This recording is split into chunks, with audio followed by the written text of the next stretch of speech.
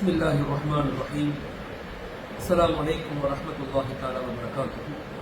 அல்ஹம்துலில்லாஹ், எல்லா புகழும் அல்லாஹ் ஒருவனுக்கே உரித்தாகட்டும்.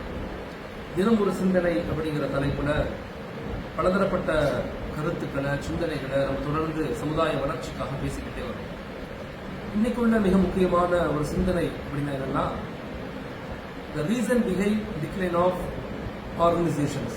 அதாவது ஒரு என்ஜிஓ இல்லை ஒரு ஆர்கனைசேஷன் இல்லை ஒரு நிறுவனம் இல்லை ஒரு இதாரா எப்படி அது தொய்வடைந்து அது ஒரு வீழ்ச்சியை நோக்கி நகருது அப்படிங்கிறத பற்றி பலதரப்பட்ட ஆய்வுகள் நம்முடைய மூத்த வளமாக்கல், நம்முடைய அறிஞர்கள் செஞ்சிருக்கிறார். ஒரு சமுதாய வளர்ச்சியை இன்னைக்கு எல்லாருமே நம்ம விரும்புகிறோம்.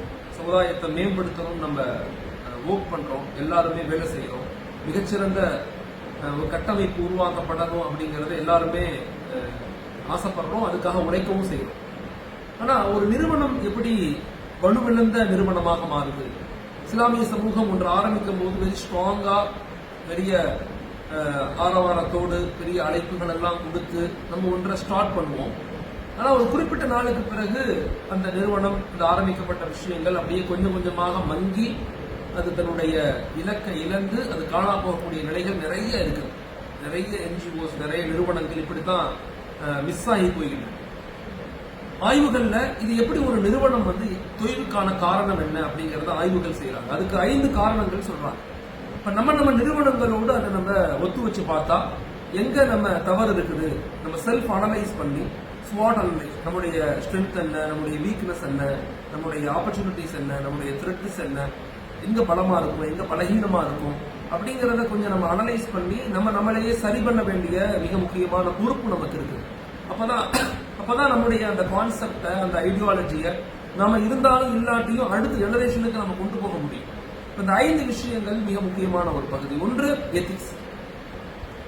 எத்திக்ஸ் மிக முக்கியமானது. அதாவது ஒரு அறம் சார்ந்த ஒரு கட்டமைப்பை நம்ம ஃபாலோ பண்ணணும். நம்முடைய ஆர்கனைசேஷன்ல, நம்முடைய நிறுவனங்கள்ல, நம்முடைய இதாராக்கள்ல அறம் மிக முக்கியமானது.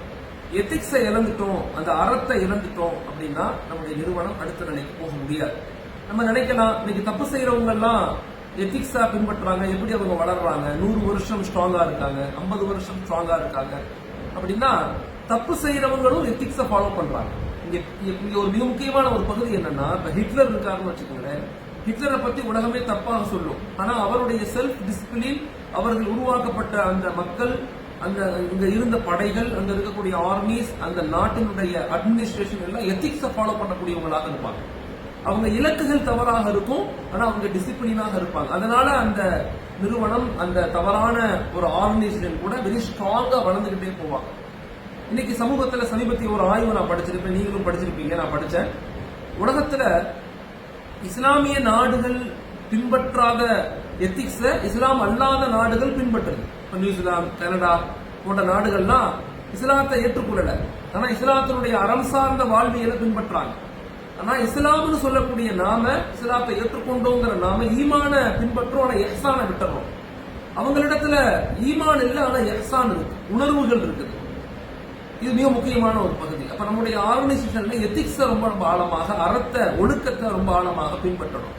2வது என்ரிச்மெண்ட். நம்ம நம்மள செறிவூட்டி கொண்டே இருக்கணும். நம்மளையே ரிவ்யூ பண்ண ஆரம்பிக்கணும்.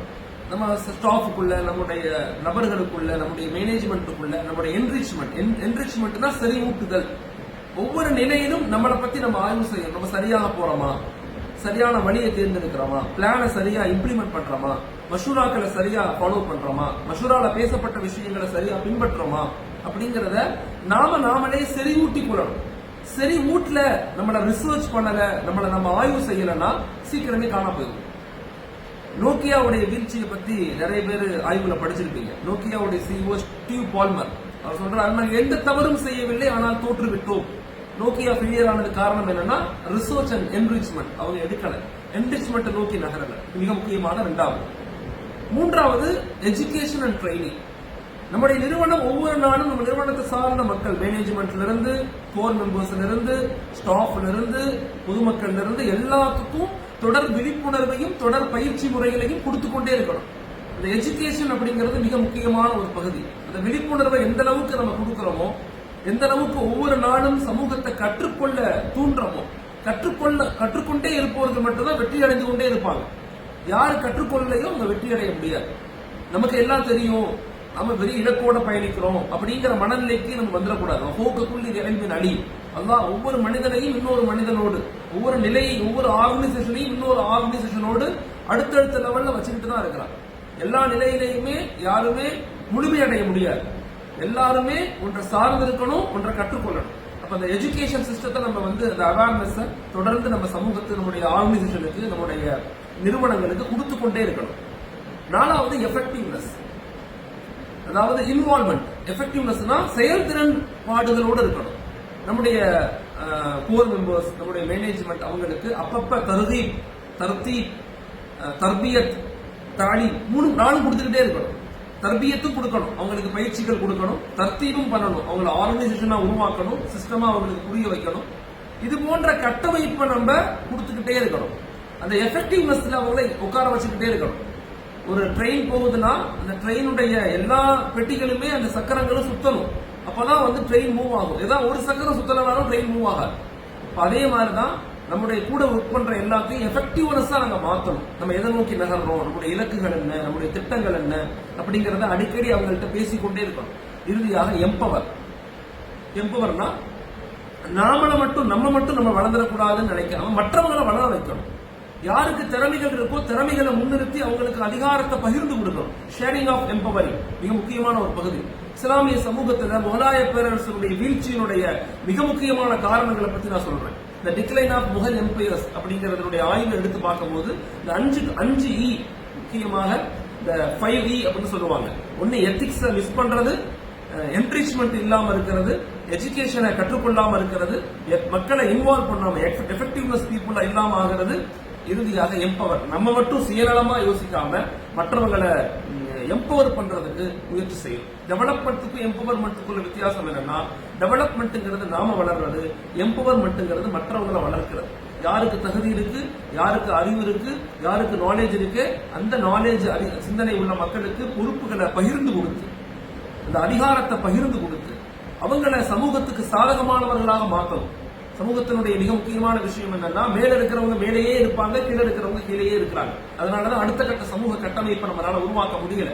அப்ப இந்த 5 காரணங்கள் தான் ஒரு ஆர்கனைசேஷன், ஒரு நிறுவனம், ஒரு NGO எல்லாம் வீழ்ச்சி அடைவதற்கு காரணமாக ஆய்வுகள் நமக்கு சொல்லுது. சோ இதை புரிஞ்சு செயல்படக்கூடிய மக்களாக அல்லாஹ் என்னையும் உங்களையும் ஆக்கி அல்வானாக. ஆமீன். அஸ்ஸலாமு அலைக்கும் வரஹ்மத்துல்லாஹி தஆலா வபரகாத்துஹு.